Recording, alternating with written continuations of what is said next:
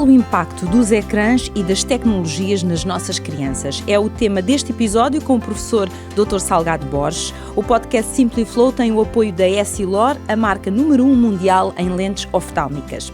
O meu convidado é diretor clínico da Clínicas Borges e coordenador do Serviço de Oftalmologia do Hospital Lusíadas da Feira. Olá, professor. É um prazer sempre conversar consigo sobre estas temáticas, mas eu aqui queria começar por lhe perguntar o seguinte: qual é a sua opinião relativamente ao equilíbrio ou ao desequilíbrio que hoje em dia existe entre a vida que os jovens levam em termos da prática de exercício físico e o tempo que eles passam nas tecnologias?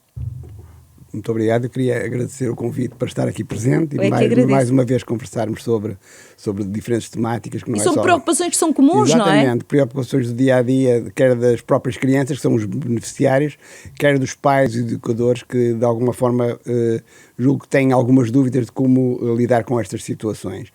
E, de facto, cada vez mais as crianças dedicam-se a fechar no seu meio, a estar com os aparelhos digitais, muitas vezes também com a parte da audição perfeitamente concentrada, e isso tem impacto negativo em duas situações. Primeiro, fechá-las no seu ambiente, diminuir a sua relação interpessoal, portanto, o falar cara a cara com as pessoas, o ler livros à moda antiga, mas fundamentalmente o ter uma atividade exterior.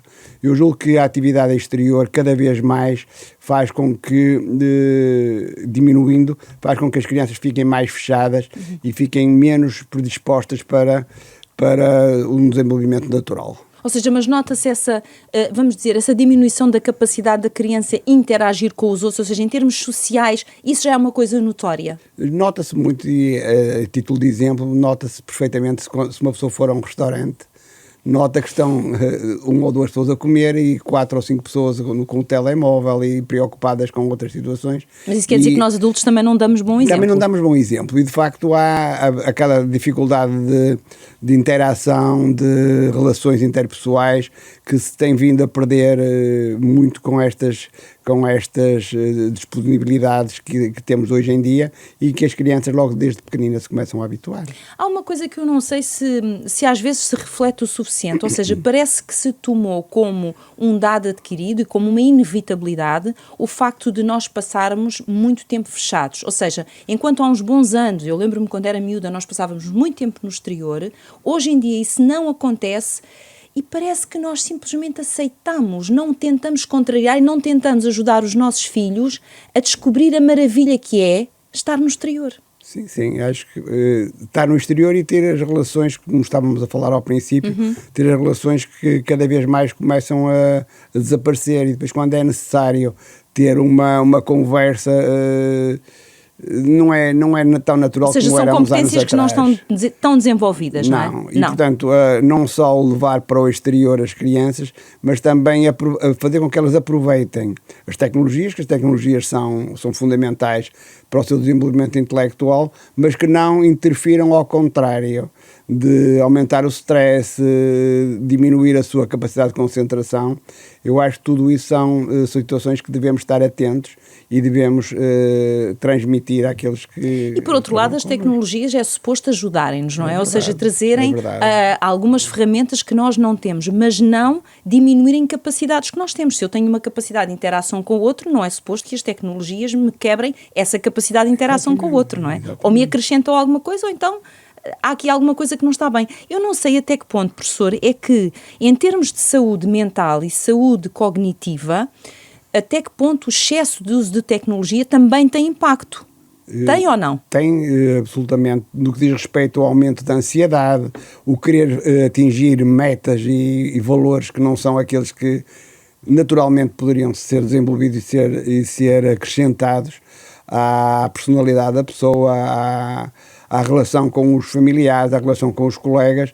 Eu acho que muitas vezes tenta-se viver em mundos artificiais e com a preocupação que há em estar sempre, ou muitas vezes, ao tempo demais, com os aparelhos digitais, acabamos por ter menos interação e mais stress, menos desenvolvimento das capacidades cognitivas e menos tempo dedicado a uma aprendizagem natural. Óbvio, como referiu também, que a aprendizagem pode ser absorvida também através das tecnologias, mas portanto, isso é o lado bom. Portanto, tem lados bons, tem lados menos bons, e acho que isso é o equilíbrio que está.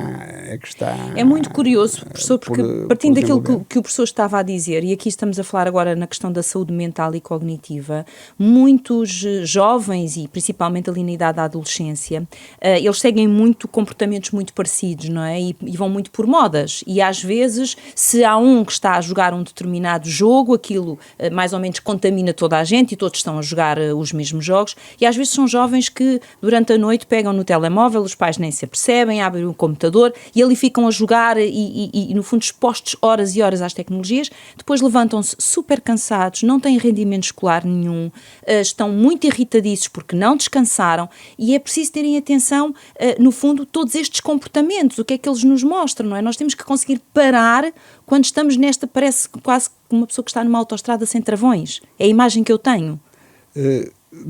Focou num ponto muito interessante, que é a dificuldade de dormir. E, de facto, podemos pegar, há vários truques e várias medidas que nós podemos aconselhar, como pausas, falaremos disso mais tarde, mas relativamente à dificuldade de dormir, existe uma substância que é a melatonina, que normalmente está em níveis elevados e que permite a pessoa dormir descansadamente. Se estiver exposta aos aparelhos digitais, excitada, com luz fora do normal, estimulada com luz fora do normal, essa melatonina vai diminuir. E a pessoa fica excitada e fica acordada muito mais tempo. Logo não tem um sono de qualidade. Não, acorda mais cansada do que quando se deitou muitas vezes. Eu toco neste ponto porque às vezes os pais não entendem, quando acordam os filhos, por exemplo, de manhã para os levar à escola, porque é que eles estão tão irritadiços, estão sem paciência. Provavelmente os pais acham que eles dormiram 10 horas. Estiveram a ver uma série. E eles dormiram 6 ou 7 e portanto, obviamente o nível de cansaço é muito grande. No início da conversa o professor tocou aqui noutro ponto, que foi a questão da audição. Disse, bom, estão expostos às tecnologias, muitas vezes à questão dos auriculares. Nós vemos os jovens às vezes muitas horas com auriculares e às vezes com níveis muito elevados. Isto acabará por trazer danos se não se mudar este comportamento. Sem dúvida, ou não, professor? como acontece noutros órgãos dos sentidos, a própria audição, se estiver a níveis muito elevados de som, pode levar a situações muitas vezes irreversíveis. Pode levar também a uma hiperestimulação da criança, hiperexcitação. Portanto, eu aconselho, nesse capítulo, a diminuir o som, sempre que possível, ter um som meramente necessário para ouvir de uma forma clara aquilo que se pretende, e fazer também pausas. Como existe nos olhos também, o descansar também é importante. E o uso frequente e contínuo de auriculares pode contribuir não só para alterar a atividade, como também mesmo para pôr em perigo. Portanto, vão na rua com as trotinetes ou com bicicletas, nem ouvem, sujeitos a terem um acidente. Portanto, eu acho que é uma atenção redobrada que devem ter, e que quando estão a fazer alguma atividade que nos possa que os possa pôr em perigo, que devem ter atenção a esse pormenor. Eu acho que nós já vamos falar dos olhos, até porque tenho aqui um médico oftalmologista à minha frente, mas às vezes dou por mim a pensar, professor, que não estamos a tratar bem os nossos sentidos. Sem dúvida. A audição não a estamos a tratar com respeito, e a visão também não a estamos a tratar com respeito. E o próprio tato, o contacto com as pessoas, o brincar uns com os outros. É verdade, eu já nem estava a ir tão longe, mas na verdade, falou isso quando pensarmos nos nossos sentidos, nós não estamos, não estamos a tratar com o respeito que eles merecem. Exatamente, eu acho que sim. Acho que a pessoa deve ser integrada e considerada como um todo, e esses pequenos pormenores que um ou outro sentido pode, de alguma forma, melhorar a performance da criança, do jovem ou mesmo do adulto, se repercutirá no dia-a-dia, na atividade geral. Há ainda um outro aspecto aqui que também acho importante, ainda antes de entrarmos na saúde visual. Já falámos aqui da audição, já falámos aqui da saúde mental, enfim, que também é muito importante, mas eu acho que é importante nós falarmos da questão da postura. Porque se uma criança, um jovem, está muitas horas nos tablets, nos telemóveis, etc., que impacto é que isto tem em termos da sua coluna e do seu pescoço? Ou seja, estamos a falar aqui em termos de postura. Porque se eu passar, é fácil de perceber, não é? Se eu passar o dia assim, com o pescoço pendurado, o que é que vai acontecer? ou se estiver à noite na cama debruçado... Ou enrolada, não é? Às vezes eles estão enrolados, é quase impressão fetal, não é? Portanto, eu acho que é um aspecto também muito importante, e há mesmo uma situação que se chama o neck text, ou seja, problemas de pescoço com a utilização do texto em determinadas posições, que pode levar a defeitos posturais depois difíceis de tratar, a dores no pescoço, dores no ombro, dor nas costas e dores nas articulações mesmo. Portanto, acho que é importante, mesmo para quem está a trabalhar no dia-a-dia, e há muitas pessoas que trabalham horas seguidas com os aparelhos digitais, ter uma boa cadeira, com boa ergonomia, com bom posicionamento e, para além disso, uma boa iluminação, portanto, para estar confortável e não venha a sofrer ou mais no imediato ou mais tarde desse defeito postural. Portanto, a ergonomia, neste caso a ergonomia de posicionamento, acho que é muito importante.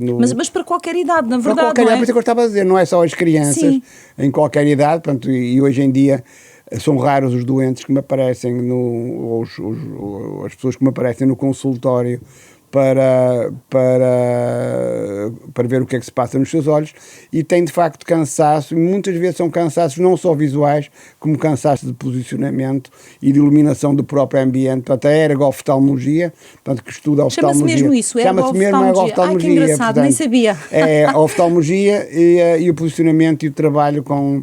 Ou seja, às vezes o professor, ainda antes de corrigir e ver o que é que se passa com os olhos, tem que sensibilizar. De uma forma global, exatamente, sensibilizar aquele paciente que temos que fazer mudanças no espaço onde trabalha, exatamente, onde está. A luz, ver que luz a luz, a própria iluminação do ambiente onde estamos a trabalhar. Uma pessoa não pensa, por exemplo, se estiver numa sala em que a luz bata de frente ou bata de trás, faz reflexos no monitor ou nos nossos olhos. Portanto, a luz deve estar de lado.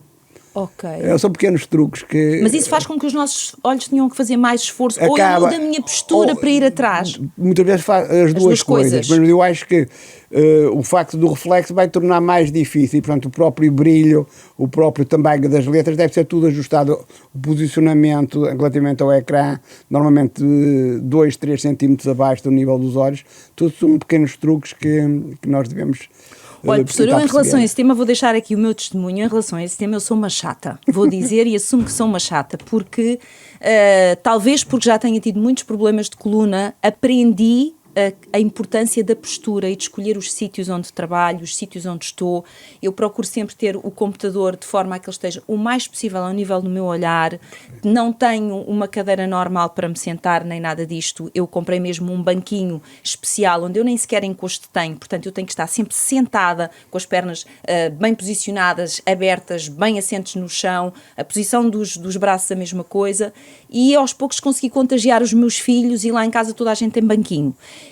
E realmente isto faz muita diferença, até porque todos os músculos estão a trabalhar, estão ativos. Isto também ajuda, para as pessoas que não querem ter barriguinha, olha, até ajuda, porque temos ali o abdominal mais ativo, e há uma diferença muito grande em termos do cansaço que eu tinha de estar a trabalhar ao computador, quando estou bem sentada e com a iluminação certa, de quando não estava.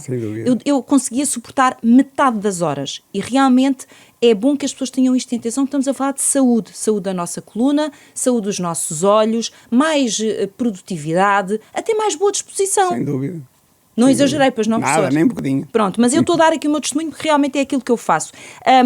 Há aqui recomendações específicas sobre o tempo, vamos dizer, máximo, seguido, que as nossas crianças e jovens devem estar num computador ou num telemóvel? Sim, isso depende muito das idades.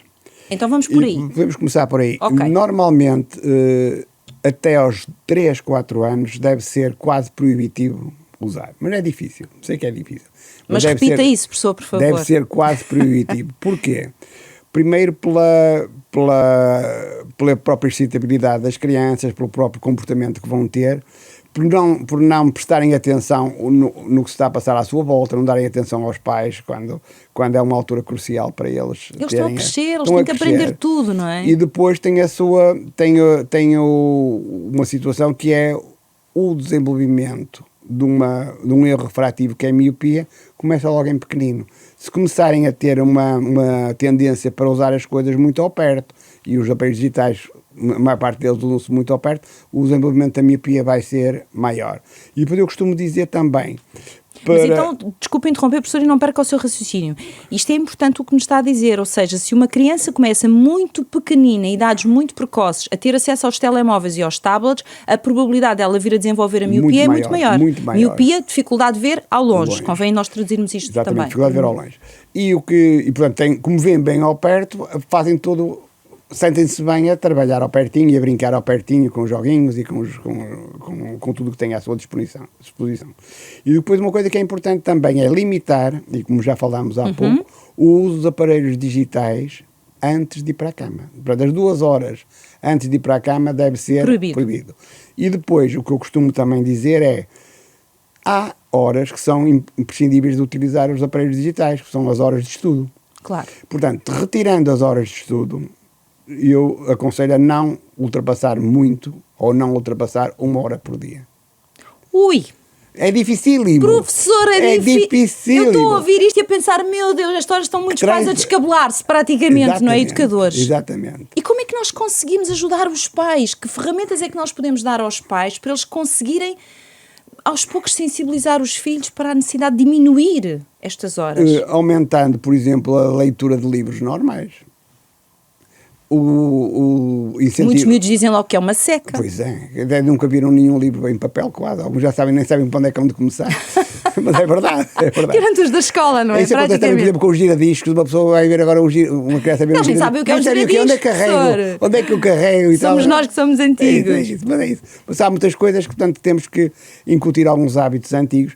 E o hábito que eu acho que é crucial é dar indicação para a atividade ao ar livre, para a relação interpessoal se aumentar. Eu acho que se passar por essa mensagem, não pura e simplesmente proibir, mas tentar diminuir. Porque se nós encontrar alternativas. Porque se nós dissermos 1 hora, agora que eles não nos estão a ouvir, se dissermos 1 hora e se eles fizerem 1h30 já estão a vencer, já ganharam meia hora. Se nós não dissermos nada, eles pensam que 2 horas será o limite ou 3 horas será o limite. Ou vão dizer 1 hora é de cada vez. 1 hora de cada vez. Mas faz hoje 1 hora, um bocadinho mais para a próxima vez. E já tens também o tempo que passas nas aulas. Portanto, eu acho que não é de repente, mas eu acho que é uma mensagem que devemos passar. Eu acho que, e aqui vou falar agora como mãe, acho que não é uma medida fácil, porque as tecnologias fazem-nos uma concorrência brutal. Nós, enquanto pais, não somos tão sedutores quanto as tecnologias, esta é que é a verdade, até porque estamos a educar, e educar significa muitas vezes impor limites e regras, e as crianças nem sempre gostam, e os jovens nem sempre gostam, mas eu acho, e concordo com o professor, que nós também temos é que lhe mostrar que alternativas é que existem. E às vezes, ao princípio estranha-se, depois entranha-se. Ou seja, se eu se calhar sugerir a uma criança ler um livro, mas essa criança nunca viu um pai ou uma mãe ler um livro, também é difícil que ela tenha vontade. Ou se eu digo, olha, mas vai dar uma caminhada, ela se calhar nunca viu os pais dar uma caminhada, nem aproveitarem o espaço exterior, os miúdos aprendem muito e vão muito pelo exemplo, e portanto nós também temos que lhes mostrar o que é que existe de alternativa e se possível fazer com eles. Ao princípio fazem de cara fechada, então se estiverem na adolescência ficam-nos com aquele ar que toda a gente lhes deve e ninguém lhes paga, mas eu acho que é mesmo assim, é mesmo uma coisa da idade. Acabam, mesmo que não confessem, eu acho que eles acabam por gostar de estar um bocadinho mais connosco, mesmo quando não o dizem. E nós temos é que ser persistentes e resilientes quando os nossos filhos dizem que não gostam e que não querem. E temos que persistir. É isso. E não sermos, não nos dedicarmos ao comodismo de os deixar, de os entreter. Olha, pronto, fica aí, já está. Fica aí, já não me chateios e tal, mas eu acho que faz todo sentido ter uma relação diferente de proximidade e como estava a dizer, de dar o exemplo. Eu acho que se nós dermos o exemplo todos os dias, obviamente que eu próprio também tenho muitas vezes o hábito de depois de jantar um bocadinho e fazer os meus trabalhos e estar no computador, mas quando é preciso estar presente, temos de estar presente com eles e mesmo ao fim de semana também acompanhá-los. É muito importante. Acho que é importante. Sim, isso é muito importante. Agora, que medidas é que existem preventivas que os jovens possam adotar, professor, e agora já vamos especificamente para a área aqui da oftalmologia, para poderem proteger a sua visão do impacto negativo que o excesso de uso de tecnologias pode ter? Ou seja, como é que eu protejo os meus olhos? Para além do já referido a luz, o para o local, ambiente, etc, para além etc. disso. Eu acho que o fazer, como referi também mesmo para a própria audição, o fazer pausas e o fazer pausas ao fim de uns Quanto minutos. Há uma regra que dificilmente é cumprida, mas é uma regra que ao fim de 20 minutos, se pararmos 20 segundos e olharmos para o longe, em frente, e é chamada regra dos 20-20-20, mas que é 20 pés, e que são 6 metros, portanto, ir à janela, olhar para uma janela, para o exterior, pestanejar 20 vezes os 20 segundos e voltar outra vez, a performance é bastante maior. Mas isto é para as pessoas perceberem, professor, e corrija-me se eu estiver errada, o facto de nós estarmos durante não sei quanto tempo com a nossa visão concentrada no perto, é como se os nossos músculos, eu não sei explicar isto em termos médicos, mas os nossos músculos estivessem muito treinados nessa competência. Eu tenho que os exercitar na competência de ver ao longe. Então, se me levantar, se olhar para o horizonte, se pestanejar, etc., estou a permitir aos meus olhos, no fundo, trabalhar em outras competências. Exatamente, trabalhar os músculos de uma forma global. E também outro aspecto que é muito importante é a lubrificação dos olhos. O que é que eu quero dizer por isto? Quero dizer que uma pessoa, quando está com os olhos muito abertos e fixos, quando está, por exemplo, com um mau posicionamento, como disse, se tiver o ecrã mais levantado, os olhos ficam mais abertos. Há uma maior probabilidade de as lágrimas se evaporarem e os olhos secarem. Em ambientes fechados, ou com ar-condicionados mais ligados, ou com os aquecimentos, e cada vez mais com o trabalho interior, os olhos vão secando mais. E, mas há mais olho seco hoje? Muito mais. Também está a crescer exponencialmente, como outras situações. E isso é um problema, professor? Um problema muito grande. Mas porquê? Porque há uma série de situações, para além do próprio trabalho, há uma série de situações que fazem com que o olho seco esteja a crescer e seja, neste momento, uma das causas de maior envio e de maior chegada de doença a uma consulta de oftalmologia. Não só no verão, quando em que o calor é maior e os olhos e as lágrimas evaporam mais, como também no inverno. E porquê no inverno? Porque no inverno estamos mais sujeitos a ambientes com os aquecimentos. O facto de passar mais tempo no interior, mais tempo nos aparelhos digitais, fazem secar mais olhos. Portanto, o olho seco é uma situação transversal. Mas traz desconforto, é isso? O olho seco traz... Fica o olho vermelho, o olho a picar, o olho a arder. Muitas vezes são queixas que a pessoa nem interfere. Nem associa ao olho seco. E tem outra coisa mais engraçada. E há uns doentes, eu tenho muitos doentes, tenho um centro em que me chegam muitos doentes com olho seco, e o doente diz, mas o senhor doutor diz que eu tenho olho seco, eu lacrimejo. E tem razão de ser, e eles percebem perfeitamente, que é uma fase inicial em que o olho, para compensar ou a falta de quantidade ou de qualidade de lágrimas, produz lágrimas a mais. E, portanto, numa fase inicial, o olho tenta compensar essa dificuldade que há de produzir lágrimas normais. Portanto, uma pessoa que lacrimeja muito, eu tenho muitos doentes que depois de ensinarem aquelas medidas de que falamos e lubrificar os olhos regularmente, e há vários tipos de olho seco, não vamos estar aqui a falar delas, mas que se lubrificarem de uma forma correta, conseguimos que os sintomas de picadas, de ardência, de olhos vermelhos acabam por diminuir ou acabam por... E melhora muito a qualidade de vida da pessoa e melhora muito a performance da pessoa. Estávamos aqui a deixar indicações, no fundo, de prevenção para que as pessoas, no fundo, não cheguem a uma situação de miopia, vamos dizer assim. Uma coisa é certa, eu tive aqui acesso a uma informação, que o professor saberá melhor do que eu, mas estima-se que metade da população mundial, em 2050, vai ser míope. Metade. É muita gente a ver mal ao longe, professor. É verdade. Neste momento andamos mais ou menos num terço, a metade dessa metade, mas prevê-se, e isso nos países asiáticos é maior já neste momento, mas prevê-se que metade venham a desenvolver miopia, e a miopia desenvolve-se, exatamente como disse, desde a criança de tenra idade até aos 18 anos.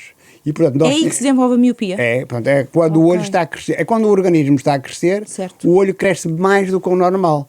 Quando depois estabiliza o crescimento, normalmente o olho também para de crescer. Portanto, naquela fase, e normalmente nós atuamos entre os 5, 6 anos, mal há 7, até aos 18 anos, tentando impedir de alguma forma que o olho vá ter um crescimento anormal. E com o crescimento anormal vamos ter uma chamada miopia maligna, ou uma grande miopia, com doenças que depois não são recuperáveis ou tratáveis, como descolamento da retina ou desnutrição coisas da mais retina, complicadas. coisas mais complicadas. Mas quando o professor diz que, no fundo, entre os 3 e os 18 anos, disse-me, doutor, 18 aos 16, anos, sim, 18 sim, anos. 18 Portanto, no fundo, temos aqui esta janela de tempo para tentar ser o mais preventivos possível e comportamentos o mais adequados possível para não desenvolvermos uma miopia. Caso essa miopia apareça, ou seja diagnosticada, que tratamentos é que existem? Que recursos é que existem? Bom, temos aí duas fases. Uma que é de correção da miopia, e portanto a miopia pode-se corrigir com óculos, com lentes de contacto, ou depois de estar estabilizada com a cirurgia de LASIK, cirurgia de miopia, ou lentes intraoculares. Portanto, uma coisa é o tratamento. Mas isso já em idade adulta, portanto já está só a partir de estabilizada, okay. E se tiver condições, o olho tiver condições para o fazer. E outra é tentar, de algum modo, impedir que essas miopias elevadas surjam em maior quantidade, em maior número. E para esse fim existem atualmente algumas medidas, como lentes oftálmicas, lentes de contacto e outros tipos de mas que têm essa característica, ou seja, que têm essa capacidade de dar a boa visão e impedir que o olho cresça.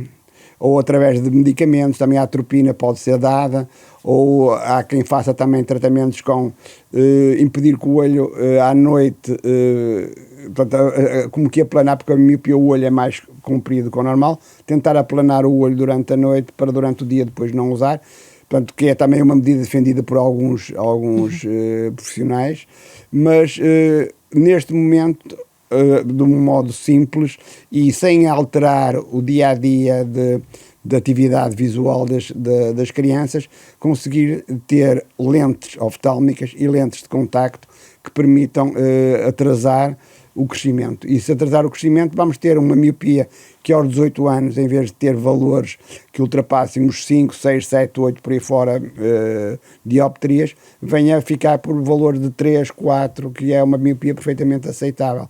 Mas isso é uma coisa, ou seja, essa solução é uma solução bastante interessante, ou seja, na verdade nós temos, e é muito curioso, é bom nós sabermos o que é que podemos fazer em termos de prevenção, porque eu acho que nós temos todos que ter consciência que há uma parte da saúde que está nas nossas mãos e que nós temos que pensar bem os comportamentos que temos, e aqui estamos a falar das crianças e dos jovens, portanto nós, pais, educadores, temos este papel de os ajudar a ser o mais possível preventivos, mas também é bom saber que caso a miopia aconteça, temos esta janela de tempo até aos 18 anos para, através de lentes específicas, no fundo, atrasar este processo para não irmos para grandes miopias, que serão sempre mais complicadas, certo, professor? Exatamente. E o ideal é começar entre os 6 e 7 anos e até aos 13, 14 atuar aí de uma forma certinha e há vários estudos que, acompanhando o crescimento do olho, acompanhando a progressão da miopia, já estão estudos científicos feitos em que isso está mais do que provado. A última questão que lhe queria aqui colocar é, porque passei por todas as áreas e agora de repente não passei por uma que me lembrei que poderia ser importante. Há alguma correlação entre a vida sedentária, o uso das tecnologias? Na verdade há duas questões que eu ainda não lhe coloquei, mas que eu gostaria de, enfim, que acho que também são importantes. Mas esta é, se há alguma correlação entre uma vida sedentária, o uso excessivo de tecnologias e miopia? Existe, de facto, quanto mais, há vários estudos que mostram que quanto mais ao ar livre for passado, quanto mais horas de ar livre, a miopia tem menos probabilidade de se desenvolver. Surgir. Isso é muito importante. E os usos de aparelhos digitais, principalmente com horas excessivas, fora é quase garantido que vamos... É quase proibitivo, principalmente se a própria criança tiver uns olhos normais ou já ligeiramente grandes em criança, porque aí vai desenvolver mais. Porque normalmente, agora só um à parte, o olho da criança normalmente é pequenino, cresce até aos 10 anos e depois estabiliza. Se já tiver tendência a aumentar, depois vai aumentar mesmo a partir dos 10 anos até aos 18. Portanto, como disse, aquela janela de idade em que temos que atuar. É fundamental. E a última questão tem a ver com outra área que não perguntei, que é se existe alguma relação entre a dieta que se faz, a nutrição, aquilo que nós comemos, e a saúde ocular dos jovens. É uma pergunta interessante, porque existem uma dieta equilibrada. E digo uma dieta equilibrada com legumes, com Fruta. peixe, com fruta e com peixe rico em ômega 3. Portanto, o ômega 3, portanto, ajuda de alguma Está nos peixes forma, gordos. de alguma forma a evitar igualmente também o olho seco. Portanto, o desenvolvimento normal, uma dieta equilibrada com nutrientes e beber também bastante, porque as crianças muitas vezes não bebem água suficiente. as crianças e não só, perde-se o hábito de beber, e eu acho que é fundamental ter uma dieta equilibrada, quer no que diz respeito à alimentação sólida como à alimentação líquida. Portanto, eu acho que vitaminas como a vitamina A, a zeaxantina e outras vitaminas devem estar presentes nos nossos alimentos. Portanto, uma alimentação equilibrada vai ajudar os nossos olhos garantidamente. Isto faz-me lembrar, para terminar, professor, com graça, quando quando eu era garota e os nossos pais nos queriam convencer a comer a cenoura, que diziam que fazia os olhos mais bonitos. Exatamente. Temos, se calhar, voltar a dizer que há alguns alimentos que nos tornam os olhos mais bonitos, se isso também for um motivo de atração. Professor, muito obrigada por esta conversa, acho que foi extremamente útil. Muito obrigada, foi um prazer ouvi-lo aqui. O podcast Simply Flow tem o apoio da Essilor, a marca número 1 mundial em lentes oftálmicas.